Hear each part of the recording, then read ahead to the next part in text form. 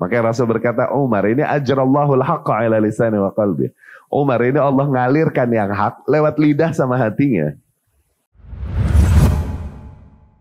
Assalamualaikum warahmatullahi wabarakatuh.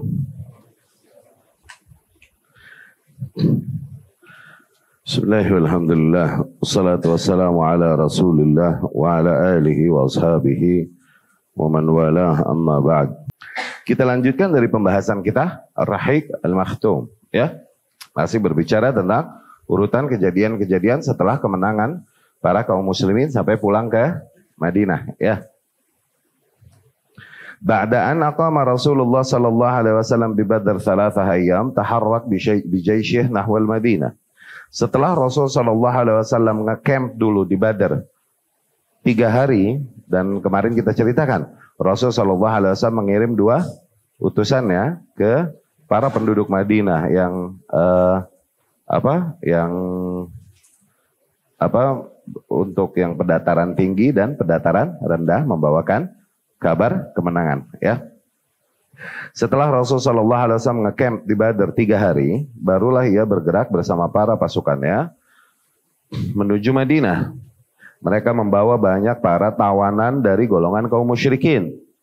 Wahtamal ma'ahu an-nafal alladhi usib minal musyrikin, dan mereka pun, yakni Rasul pun membawa bersama para pasukannya nafal, yakni ghanimah, harta rampasan perang yang dirampasnya dari para kaum musyrikin. Wa ja'ala alaihi Abdullah bin Ka'ab, dan yang dijadikan penanggung jawab dari seluruh harta rampasan tersebut adalah Abdullah bin Ka'ab radhiyallahu anhu. Falamma kharaj min Midyaq as-Safra nazala ala kathib bain al-Midyaq wa bain an-Naziyah wa qassam hunalik al-ghanaim 'ala al-muslimin 'ala sawa' ba'da an akhadha minha al-khumus. Dan ketika Rasul sallallahu alaihi wasallam sampai ke sebuah tempat, yakni di dalam perjalanannya itu sampai sebuah spot, Rasul sejenak berhenti di sana dan membagikan ghanimah tersebut, yakni anfal tersebut, harta rampasan perang tersebut kepada para pasukan kaum muslimin ala sawa, ya. Rasul membaginya rata setelah Rasul sallallahu alaihi wasallam mengambil darinya khumus 1/5, ya. Ini dari ayat yang kemarin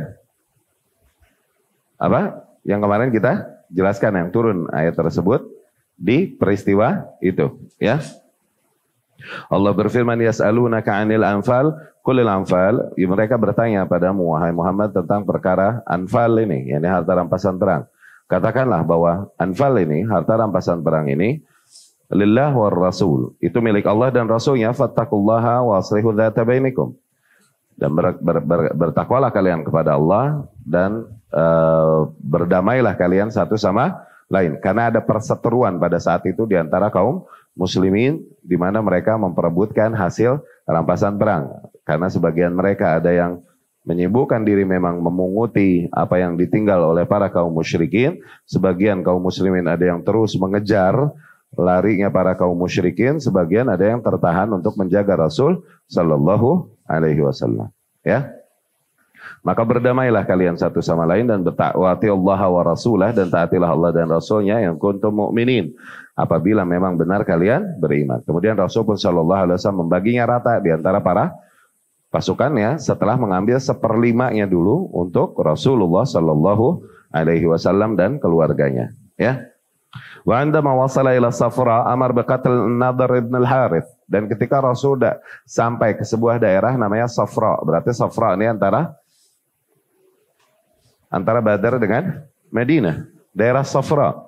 Nah, di situ Rasul sallallahu alaihi wasallam memerintahkan untuk mengqisas atau menghukum mati yang namanya An-Nadhr ibn al-Harith, yakni ini di antara tokoh-tokoh kaum musyrikin yang akhirnya tertangkap jadi sandera dan terkenal dengan permusuhannya dan betapa dia sangat berusaha untuk menyakiti para kaum muslimin dulu di Makkah, ya. An-Nadhr ibn al-Harith ini kan huwa hamil liwa'il musyrikin yauma Badar. Dia adalah pembawa panji perangnya para kaum musyrikin di hari Badar itu. Wa kan min akabir mujrimi Quraisy. Dia di antara pembesar-pembesar orang-orang yang paling jahat di Quraisy, ya. Wa min asyad an-nasi kaidan lil Islam, di antara orang yang paling bermakar ke atas kepada Islam, wa idza li Rasulillah, dan bermakar untuk menyakiti Rasulullah sallallahu alaihi wasallam. Faduriba daraba unuqahu Ali ibn Abi Thalib, akhirnya dipenggallah Nadar ibn al-Harith ini, dipenggal lehernya oleh siapa? Oleh Ali ibn Abi Thalib radhiyallahu anhu. Nah, kemudian mereka melanjutkan perjalanan. Lamma wasala ila Arq Dhubyah, ketika mereka sampai ke daerah namanya Arq Dhubyah, oke? Di situ Rasul memerintahkan untuk membunuh Uqbah ibn Abi Mu'aid. Nah, Uqbah ibn Abi Mu'aid ini diantara pembesar juga kaum musyrikin yang banyak menyakiti Rasulullah sallallahu alaihi wasallam. Dia yang menimpakan bangkai-bangkai jeroan hewan ke atas punggung dan kepala Rasul ketika Rasul sujud sallallahu alaihi wasallam. Dia yang mencekik Rasul sallallahu alaihi wasallam ketika Rasul salat, dicekiknya dengan kain dari belakang, yang untung ada Abu Bakar radhiyallahu anhu yang mendorongnya dan menyelamatkan Rasul sallallahu alaihi wasallam. Nah, di situ kebetulan ketangkap nih orang. Dapat Uqbah ibn Abi Mu'aid, ya. Wa qad aslafna ba'da ma kana alaihi min idza'i Rasulillah sallallahu alaihi wasallam. Telah kita jelaskan upaya-upayanya untuk menyakiti Rasulullah sallallahu alaihi wasallam. Fa huwa alladhi kan alqa sala juzur ala dhahri Rasulillah sallallahu alaihi wasallam. Itu dia yang melemparin jeroan-jeroan hewan, oke, ke atas punggungnya Rasul sallallahu alaihi wasallam wa huwa fi shalah, ketika Rasul dalam keadaan salat. Wa huwa alladhi khanaqah biridai, dialah yang mencekik Rasul sallallahu alaihi wasallam dengan mantelnya, dia cekik. Wa kada yaqtulu, hampir membunuh Rasul sallallahu alaihi wasallam laula i'tirad Abi Bakar, kalau bukan karena Abu Bakar menahannya radhiyallahu anhu. Falamma amara biqatli, dan ketika diperintahkan, falamma umira biqatli, ketika diperintahkan untuk dipenggal nih Uqbah ibn Abi Mu'aid, dia berkata, man lisabiyyah ya Muhammad, gitu. Faqal, maka Rasul pun berkata, an-nar. Oke, yani untuk man lisabiyyah, sabiyyah yani orang yang murtad artinya, ya, orang yang murtad ini. Ini ungkapan-ungkapan yang masih menegaskan keyakinannya dan pride-nya di atas kesyirikannya, ya. Faqatalahu Asim ibn Thabit al-Ansar wa yuqal Ali ibn Abi Thalib, maka dia pun dipenggal oleh Asim bin Thabit al-Ansari, bahkan berapa riwayat dikatakan oleh Ali ibn Abi Thalib juga radhiyallahu anhu. Wa kana qatl hadzaini taghiyaini wajiban nadharan ila sawabiqihima. Membunuh dua pentolan membunuh dua pentolan kaum musyrikin ini itu udah seharusnya memang, kalau kita mempertimbangkan catatan mereka dulu, apa yang mereka lakukan kepada Rasulullah dan para kaum muslimin. Falam yakuna minal usara fahasab. Mereka ini bukan sandera, sembarang sandera doang nih, gitu ya. Bal kana min mujrimi al-harb bil istilah al-hadis. Yang kayak gini nih di istilah kontemporer bisa dibilang penjahat perang. Penjahat perang, mujrimi al-harb, ya, penjahat perang. Wufud at-tahni'ah. Walamma wasala sallallahu alaihi wasallam ila ar-rawha laqiyahu ru'usul muslimin. Nah, kemudian berbicara tentang rombongan-rombongan yang menjambut kedatangan Rasulullah sallallahu alaihi wasallam di luar kota Madinah, ya. Ketika Rasul sampai ke daerah Rawha, dia disambut oleh para tokoh-tokoh kaum muslimin alladzin kanu qad kharaju litahni'ah wal istiqbal, yang dimana mereka telah keluar dari kota Madinah dalam rangka memang menyambut Rasul sallallahu alaihi wasallam dan congrats, memberikan selamat kepada Rasul sallallahu alaihi wasallam hina sami'u bisyarat al-fatah, ketika mereka mendengar kabar gembira tentang kemenangan minar rasulain, dari dua utusan Rasul yang diutus tersebut. Yang sebelumnya dua utusan Rasul itu yang membawakan kabar kepada penduduk Madinah, ya. Wa hina idzin qala lahum Salamah ibn Salamah mal ladzi tuhanni'unana bihi fa wallahi in laqina illa ajaizul ankal budun al muaqqalah fanaharnaha fatabassama Rasulullah sallallahu alaihi wasallam thumma qala ya ibn akhi ulaikal mala. Ya, ada Salamah ibn Salamah, dia berkata, dia di antara pasukan Rasulullah sallallahu alaihi wasallam radhiyallahu anhu, Ini ikutan perang Badar. Apa sih yang kalian berikan selamat kepada kita? Kalian ini nyelamatin apaan sih buat kita?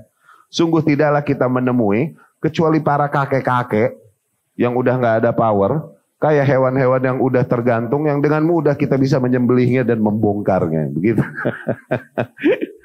Oke, Rasul berkata ya, mereka adalah malak.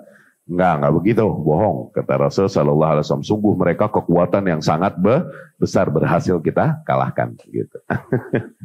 Ya, Allahu anhu. Dia berkata kepada Rasul sallallahu alaihi wasallam, "Ya Rasulullah, segala puji bagi Allah yang telah memberikanmu keuntungan yang besar ini, al-zafar." Ya. Wa aqarra 'ainak. Segala puji bagi Allah yang telah memberikanmu kebahagiaan besar ini. Wallahi ya Rasulullah, ma kan takhallufi an Badar wa ana adhun annaka talqa aduwan. Walakin dhanantu annaha 'ir. Demi Allah ya Rasulullah, tidaklah aku enggak ikutan Badar kecuali berangkat dari prasangkaku. Dikirain seperti biasa, cuman mau nyerang rombongan dagang milik kaum Quraisy. Aku nggak tahu ternyata kok akan bertemu musuh, yakni berperang di Badar tersebut. Yakni banyaknya sahabat, mereka tidak terkena celak karena nggak ikutan Badar, karena memang berangkatnya Rasul Shallallahu Alaihi Wasallam dari Madinah nggak buat niat perang emang pada dasarnya. Jadi mereka yang nggak ikutan perang nggak kena dosa firar minaz zahaf. Awas, ada lari dari medan perang tuh. Firar minaz zahaf itu dosa besar di antara mubiqat. Oke? Para sahabat yang nggak ikut perang Badar pada saat itu nggak terkena dosa tersebut. Kenapa? Karena emang berangkatnya Rasul awalnya Sallallahu Alaihi Wasallam bukan buat perang. Mereka mengira seperti biasa, cuman mau menghadang kafilah dagang Quraisy yang pulang dari Syam menuju Mekah dipimpin oleh Abu Sufyan. Tujuannya itu doang. Nggak nyangka bakalan bertemu pasukan dengan seluruh persiapan perang yang jauh lebih kuat dan lebih banyak jumlahnya dari kaum muslimin, gitu. Walakin dzanantu annaha 'ir. Sungguh aku mengira itu hanya 'ir saja, yakni kafilah dagang saja. Walau dzanantu annahu adu ma takhallaftu. Andai saja aku punya prasangka bahwasanya emang itu beneran musuh, yakni musuh yang siap berperang menghadapi kalian, sungguh aku nggak bakalan ketinggalan untuk ikut perang Badar.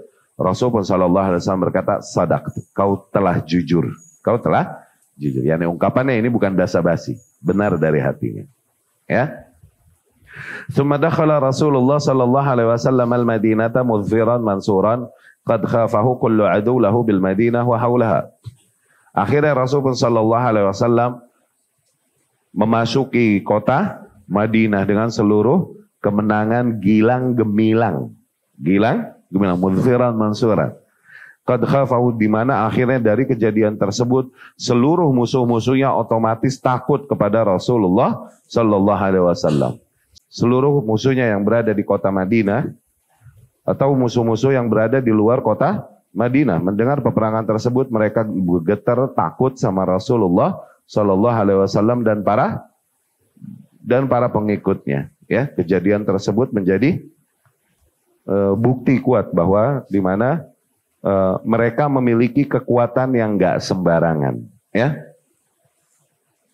Fa aslama bashar katsir min ahli Madinah. Dari kejadian itu akhirnya banyaklah orang mulai masuk Islam dari penduduk Madinah, terutama kaum munafikin Yahudi. Dulunya yang belum mau masuk Islam mulai masuk Islam setelah perang Badar. Nah, mulailah di sini masuk ke barisan kaum muslimin orang-orang yang enggak tulus untuk berislam. Mulai di sini. Oke? Mulailah muncul satu unsur di dalam tubuh kaum muslimin. Oke? Sebuah unsur yang mereka memiliki keimanan yang berbeda dengan mereka yang mengikuti Rasulullah sallallahu alaihi wasallam. Unsur tersebut namanya munafiqin yang ada di dalam tubuh kaum muslimin. Oke? Hina idzin dakhala Abdullah bin Abi Ubay wa ashabu fil Islam zahiran. Dari kejadian itu bahkan Abdullah bin Ubay, nah ini tokoh kaum munafikin, oke? Dan para sahabatnya, geng-gengnya ini pada masuk Islam zahiran, secara zahir. Wa qaddama al-asara ba'da bulughihi al-Madinah biyawm faqassamahum ala ashabi wa awsa bihim khairan. Akhirnya kemudian para sandera-sandera tersebut dibawa keesokan harinya dibawa kepada Rasulullah sallallahu alaihi wasallam, dan sandera tersebut diberikan oleh Rasul sallallahu alaihi wasallam kepada yang empunya masing-masing, dan Rasul mewasiati mereka yang punya sandera agar perlakukan mereka dengan baik. Lihat mah Islam. Okay? Perlakukan mereka dengan baik. Fakana sahabah yaquluna tamar. Bahkan pada saat itu para sahabat cuma makan korma doang, cuma makan korma. Wa yuqaddimuna li asarahum al-khubz. Yang ada buat para sandera mereka, mereka kasih makanan yang lebih mewah buat mereka pada saat itu, yaitu roti-roti. Roti diberikan kepada para sanderanya, sahabat cuma makan korma doang. Karena apa? Amalan biwasiyati Rasulullah sallallahu alaihi wasallam, karena mereka merealisasikan wasiatnya Rasul sallallahu alaihi wasallam. Nah, mulai muncul barisan ahlul munafikin di momen ini, Munafikin tadinya nggak ada di barisan kaum muslimin bersama Rasulullah sallallahu alaihi wasallam, atau apalagi waktu di fase Mekah. Oke? Apalagi waktu di fase Mekah dengan segala ujian dan rintangan yang dihadapi oleh seseorang yang beriman dan mengikuti Rasul sallallahu alaihi wasallam, ya enggak? Siapa yang mau masuk Islam? Untungnya apa? Malah yang ada suwe, disiksa, iya enggak? Dipukulin dan disiksa oleh para kaum musyrikin, sehingga tidaklah masuk Islam pada masa pada fase Mekah kecuali orang-orang yang benar-benar tulus untuk masuk Islam. Kesaring benar-benar barisan pada saat itu. Oke? Di Madinah pun demikian, masih belum ada keuntungan dari sisi kekuatan, dari sisi materi pada barisan kaum muslimin. Mereka yang masuk Islam memang sejak awal dan menyambut para muhajirin dari Mekah bersama Rasul sallallahu alaihi wasallam, orang-orang yang memang tulus untuk memeluk Islam. Mereka tahu konsekuensi pahit dari apa yang mereka lakukan, dari sikap yang mereka ambil tersebut. Mereka bisa di kadatil Arab anta'uddakum suyuful Arab, sebagaimana yang dikatakan As'ad bin Zurarah. Bisa jadi kalian nih dengan mengikuti Rasul dan berbaiat kesetiaan kalian kepada Rasul ini, memberikan sumpah setia kalian kepada Rasul, bisa jadi berarti pedang-pedang bangsa Arab akan menggigit kalian loh, artinya. Begitu. Ya? Gak ada untungnya untuk mengikuti Rasulullah sallallahu alaihi wasallam kecuali nilai-nilai keimanan memang. Gak ada untungan material ataupun keuntungan politis untuk mengikuti Rasul sallallahu alaihi wasallam. Tapi setelah perang Badar, mulai kelihatan keuntungan materi ada. Oke? Kekuatan politik juga mulai potensial untuk berkembang dan terus berkembang. Mulailah barisan-barisan yang enggak membawa keimanan yang tulus masuk ke dalam barisan kaum muslimin. Nah, terbentuklah unsur baru nih di dalam tubuh kaum muslimin ini. Ini kaum munafikin. Kaum munafikin. Ya.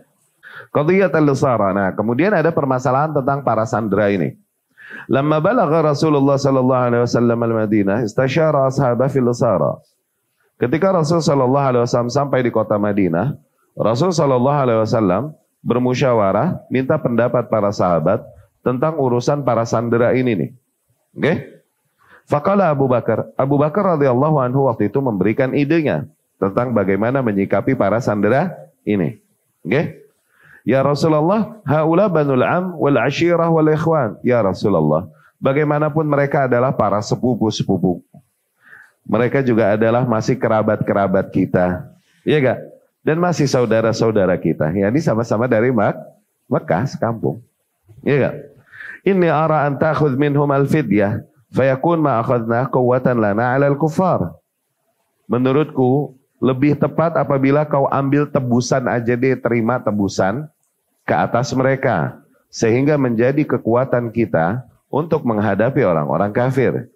Karena orang-orang yang tertangkap dan jadi sandera ini nanti keluarganya dari Mekah akan mengirimkan tebusan, ditentukan jumlah untuk menebus ini, gitu. Sehingga nanti menjadi kekuatan buat kaum muslimin menghadapi orang-orang kafir juga, ya. Wa asa yahdiyahumullah, dan bisa jadi semoga dengan itu Allah kelak ke depannya akan memberikan mereka hidayah fayakunu lana 'adadan, sehingga menjadi tambahan kekuatan buat kita. Ya. Faqala Rasulullah sallallahu alaihi wasallam. Kemudian Rasul pun sallallahu alaihi wasallam setelah mendengar pendapatnya Abu Bakar Siddiq radhiyallahu anhu, Rasul bertanya kepada Umar, "Ma tara ya Ibn al-Khattab?" Adapun menurutmu wahai Ibn al-Khattab, yakni wahai Umar, apa pendapatmu? Bagaimana kita harus memperlakukan para sandera ini? Qal, wallahi ma ara ma ra'a Abu Bakar. Demi Allah ya Rasulullah, aku tidak melihat pendapat yang dilihat oleh si Abu Bakar radhiyallahu anhum ajmain. Selalu begini nih, selalu begini.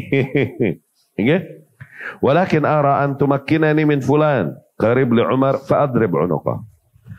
Menurutku lebih tepat agar kau berikan aku tugas untuk mengatasi si fulan. Ini diantara sandera yang masih punya hubungan kerabat sama Umar.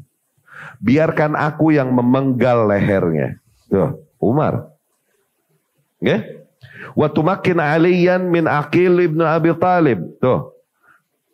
Dan agar kau memberikan tugas Ali untuk memenggal lehernya Aqil bin Abi Talib, abangnya Ali. Oke? Okay? Fayadrib unuqah, biar dia sikat lehernya. Tayyib, lihat na Umar lah. Ya? Wa tumakkin Hamzah min fulan akhi fayadrib unuqah. Menurutku agar kau berikan tugas kepada Hamzah. Oke? Okay? Dari saudaranya yang ikut di barisan kaum musyrikin perang Badar dan tertangkap. Nah, biar Hamzah yang memegang lehernya, yang memenggal lehernya. Hatta ya'lam Allah annahu laysat fi qulubina hawadah lil musyrikin. Semua itu tujuannya agar Allah mengetahui bahwasanya sungguh sama sekali tidak kita sisakan di dalam hati kita sedikit pun kelembutan dan kasihan kepada para kaum musyrikin. Umar. Ya. Ya enggak? Haula sanadiduhum wa a'immatuhum wa qadatuhum. Karena kebetulan nih para sandera adalah pentolan-pentolan dan tokoh-tokoh para kaum musyrikin. Kata Umar begitu radhiyallahu anhu. Ini pendapatnya Umar. Serem. Antara langit dan bumi gak Umar Abu Bakar. Tapi dua-duanya berjuang untuk kebesaran Islam. Hakikatnya tulus untuk kebesaran Islam. Iya gak? Beda genre aja, beda genre aja. Fahawa Rasulullah sallallahu alaihi wasallam maqal Abu Bakar, tapi Rasul ternyata lebih condong kepada pendapat yang disampaikan oleh Abu Bakar radhiyallahu anhu. Nah, ini ada kejadian ajib. Di antara kejadian-kejadian yang dimana akhirnya turun wahyu, itu diriwayatkan sampai ada 3 atau 4 kali kejadian. Yang turun wahyu ternyata wahyu lebih membenarkan pendapat punya Umar radhiyallahu anhu. Ada kejadian nanti kalau di sirah Umar ada pembahasan ini nih. Oke? Di mana wahyu membenarkan pendapat yang Umar sampaikan kepada Rasulullah sallallahu alaihi wasallam. Di antaranya kejadian ini. Tapi pada saat itu Rasul sallallahu alaihi wasallam lebih condong kepada pendapat yang disampaikan Abu Bakar, walam yahwi makult. Rasul enggak suka, Rasul tidak memilih pendapat yang aku sampaikan. Oke, ini Umar yang cerita. Wa akhadha minhum al-fida. Akhirnya Rasul pun sallallahu alaihi wasallam menerima tebusan bagi para sandera. Falamma kana minal ghad, pas besokan harinya, habis rapat itu, habis musyawarah itu, dan kemudian Rasul menerima tebusan buat para kaum musyrikin yang jadi sandera ini. Besokan harinya Umar bercerita, ghadautu ila Nabi sallallahu alaihi wasallam wa Abi Bakar wa huma yabkiyan. Siang-siang aku menghampiri Rasulullah sallallahu alaihi wasallam bersama Abu Bakar. Taunya mereka berdua lagi nangis-nangis. Mereka berdua lagi nangis. Oke? Lagi nangis mereka. Fakult, aku pun berkata, ya Rasulullah, akhbirni madza yubkik anta wa sahibak. Fa in wajadtu bukaan bakait, wa in lam ajid buka, tabakait li bukaikuma. Ya Rasulullah, ada apa? Khabarkan kepadaku apa yang membuat engkau dengan sahibmu ini menangis. Apabila aku menemukan kesedihan, maka aku akan ikut menangis bersama kalian. Dan apabila aku tak menemukan kesedihan dalam hatiku, aku akan paksakan diriku menangis agar aku menangis bersama kalian. Lihat cinta. Lihat tuh. Cinta sampai segitunya tuh. Katakanlah genrenya beda, tapi cinta. Iya gak? Tabakait. Aku akan memaksakan diri pura-pura nangis demi mengikuti kalian berdua. Faqala Rasulullah sallallahu alaihi wasallam. Rasulullah sallallahu alaihi wasallam berkata, "Abki lilladzi 'urida 'ala ashabika min akhdhihim al-fida, faqad 'urida 'alayya 'adzabuhum adna min hadhihi asy-syajarah." Sungguh aku menangis dari azab yang hampir ditimpakan kepada para sahabatmu karena mereka menerima tebusan. Jadi mereka yang menerima tebusan dari kaum musyrikin, hampir mereka tertimpa sebuah azab dari Allah Subhanahu wa ta'ala. Dan azab itu Allah tampakkan kepada Rasulnya sallallahu alaihi wasallam begitu dekat, lebih dekat daripada pohon itu. Ada sebuah pohon dekat Rasul sallallahu alaihi wasallam. Hampir azab ini menimpa mereka karena mereka memilih untuk menerima tebusan. Berarti yang lebih dicintai Allah pendapat siapa? Anzalallahu ta'ala, di situ Allah Subhanahu wa ta'ala menurunkan tegurannya kepada Rasulullah sallallahu alaihi wasallam. Maka li nabiyyin ayyakuna lahu asra hatta yuthkhina fil ard turiduna 'arada ad-dunya wallahu yuridul akhirah wallahu azizun hakim. Sungguh kagak pantas bagi seorang nabi, untuk memiliki sandera, yakni untuk mempertahankan keberadaan sandera pada mereka, sehingga mereka perang dulu, bertempur dulu habis-habisan. Yakni perang kalian dengan kaum musyrikin ini belum beres, kok bisa masih nyimpen sandera ente? Begitu. Ya. Apakah kalian emang ngejar nikmat duniawi, yakni dari apa yang kalian bisa hasilkan dari keberadaan sandera ini? Sementara Allah justru menghendaki akhirat, yakni bagi kalian. Dan Allah Subhanahu wa ta'ala adalah zat yang maha perkasa, lagi maha bijaksana. Ya. Laula kitabun minallah sabaq lamassakum fima akhadtum adzabun azim. Kalau bukan karena ketentuan yang telah lalu dari Allah Subhanahu wa taala, niscaya Allah akan timpakan kepada kalian dikarenakan tebusan yang kalian terima itu, Allah akan timpakan kepada kalian azab yang sangat pedih. Allah, hampir aja gara-gara nerima tebusan. Luar biasa nggak pendapatnya Umar? Makanya Rasul berkata, Umar ini ajrallahul haqqa ala lisani wa qalbi. Umar ini Allah ngalirkan yang hak lewat lidah sama hatinya. Ya, cuman memang nggak semua orang sesuai dengan nggak semua orang seleranya bisa menerima sikap dan tegasnya Umar radhiyallahu anhu. Asyadduhum 'alal haq. Dia adalah orang di antara sahabat Rasul yang paling tegas, paling kenceng di atas hak. Awas. Rasul berkata, arham ummati bi ummati, umatku yang paling merahmati umatku Abu Bakar. Asyadduhum 'alal haq, yang paling tegas di atas hak Umar. Ahyahum atau askhahum, yang paling pemalu, paling dermawan Utsman bin Affan radhiyallahu anhu. Aqdahum 'ala kitabillah, yang ijtihadnya paling tepat sesuai dengan kitabullah, Ali bin Abi Thalib radhiyallahu anhu. Ya.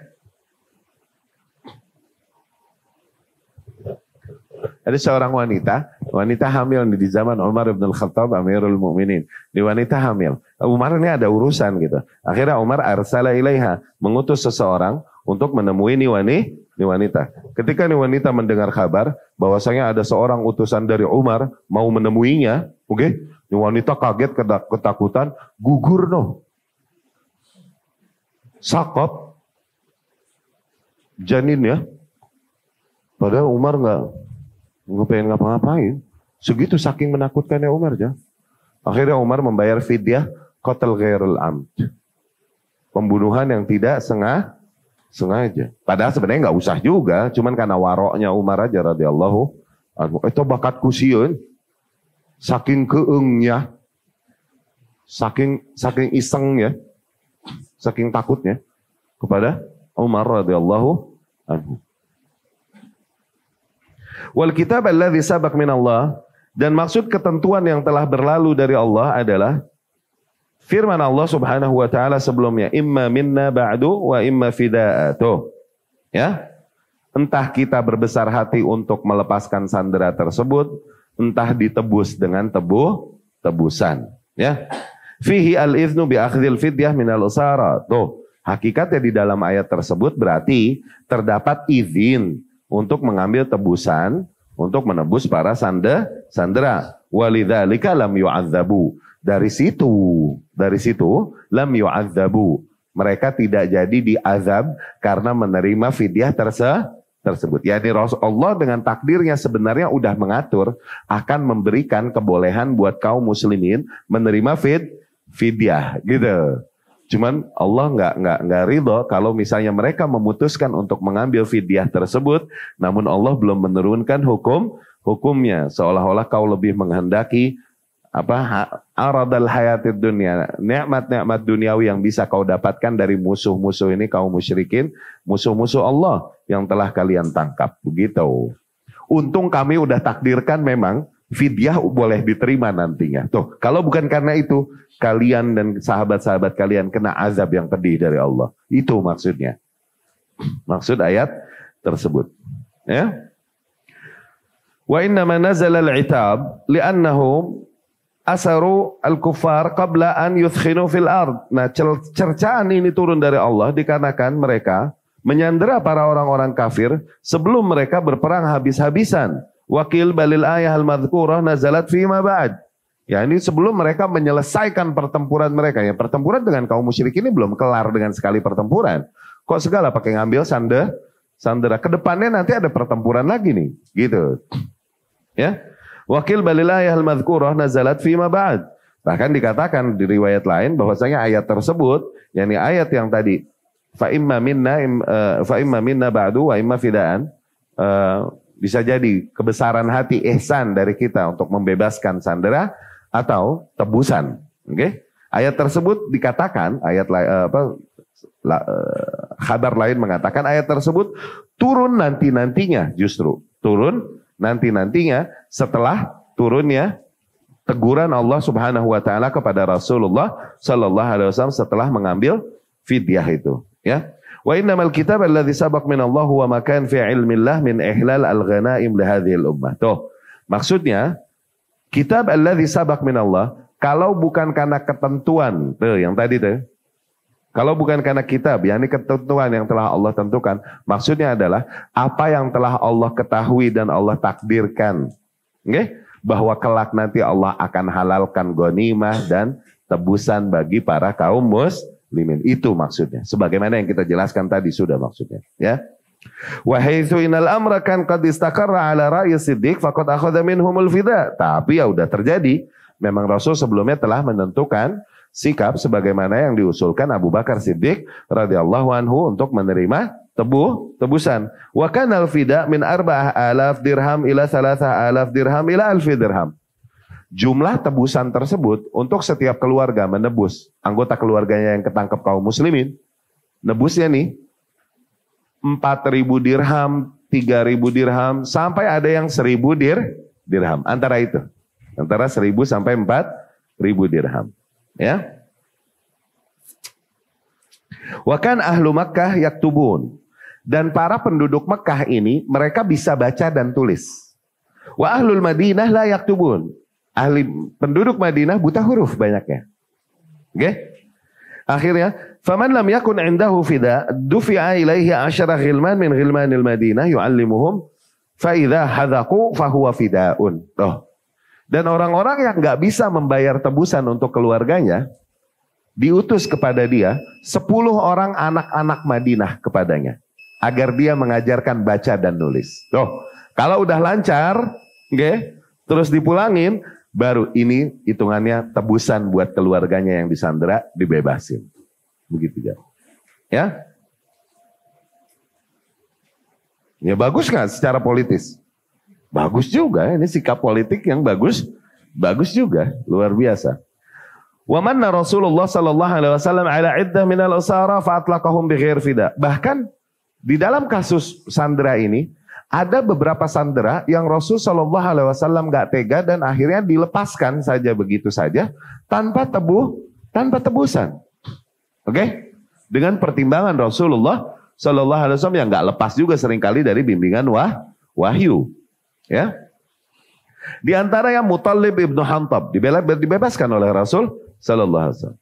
Juga Saifi ibnu Abi Rifa'ah dibebaskan gratisan oleh Rasulullah Sallallahu Alaihi Wasallam. Itu maksudnya imma minna tuh, entah dari kami, yakni ihsanan, entah dari kami sebagai bentuk rahmat dan ihsan kami bebaskan begitu saja. Imma fidaan, entah tuh dengan tebusan dibebaskannya. Itu artinya, ya.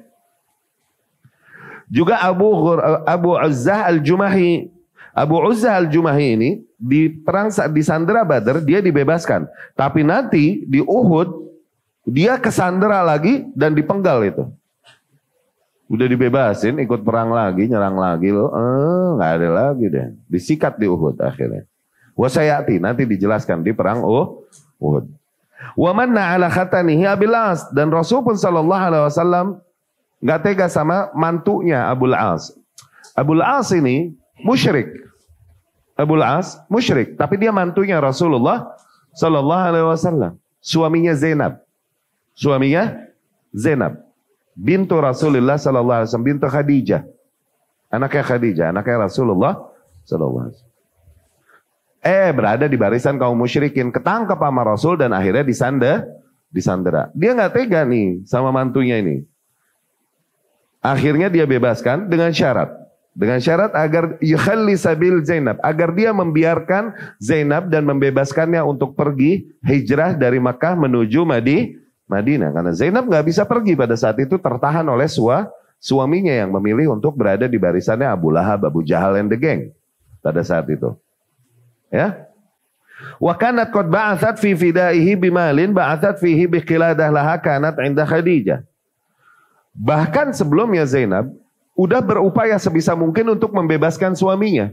Dia mengutus bayaran untuk menebus kebebasan suaminya. Ternyata bayarannya tersebut sebuah kalung. Sebuah kalung yang dimiliki Zainab. Dan Rasul tahu dia memiliki itu dari Khadijah radhiyallahu anha sebelumnya. Ya, tuh lihat, untuk menebus kebebasan suaminya pada saat itu. Ya,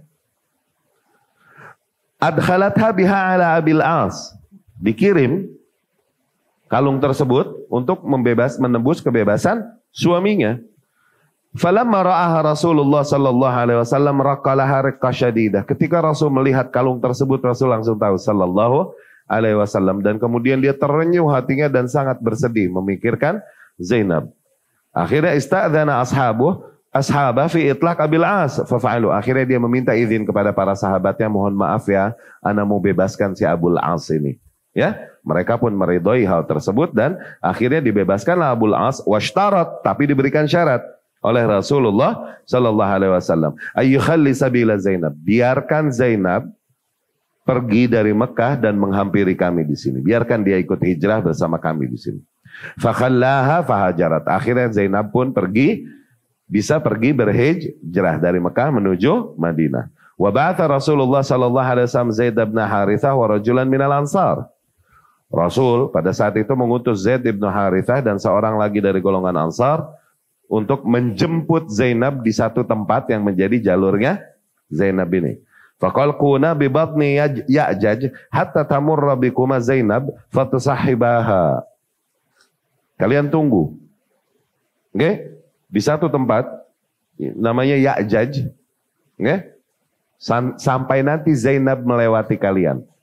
Ketika dia melewati kalian, temani dia sampai sini, yakni sampai Mekah. Fa kharaja hatta raja'a biha wa qissah hijratiha tawilah mu'limah jiddan. Nah, kisah hijrahnya Zainab ini panjang, dramanya panjang dan sangat menyentuh hati kisahnya ini, ya. Wa kan fil usra Suhail bin Amr wa kana khatiban misqa'an. Tuh, di antara sandera-sandera tersebut ada Suhail bin Amr. Suhail bin Amr nih orator ulung. Umar berkata lagi kepada Rasul sallallahu alaihi wasallam, ini pendapat Umar nih dengan genrenya Umar nih. Oke? Ya Rasulullah, inza thaniyatai Suhail bin Amr yadla lisanah fala yaqumu khatiban alayka fi mautinin abadan. Ya Rasulullah, cabut dulu tuh 2 gigi depan. Saniyah ini gigi. Kita cabut dulu tuh 2 giginya si Suhail bin Amr. Sehingga akhirnya lidahnya jadi ngaco kalau ngomong. Nah, sehingga ke depannya dia nggak akan memprovokasi orang lagi untuk memusuhi kita para kaum muslimin. Oke? Tapi Rasul sallallahu alaihi wasallam rafadha hadzal talab. Kembali nggak menerima usulan Umar bin Al-Khattab ihtirazan 'anil muslah, karena menghindari sikap muslah, menyiksa musuh yang udah nggak berdaya, muslah. Oke? Menyiksa dikit-dikit musuh yang udah nggak berdaya. Oke? Menghindari sikap itu. Wa an batshillah yaumal qiyamah. Rasul juga takut dari hukuman Allah kelak di hari kiamat, ya. Kharaja Sa'ad ibn Nu'man mu'tamiran fa'azam. Baik, sekian kita dengarkan dulu azan. Aqulu qauli hadza wa astaghfirullah li wa lakum. Pertemuan yang akan datang kita berbicara tentang apa yang disampaikan oleh Al-Qur'an tentang peperangan ini, ya.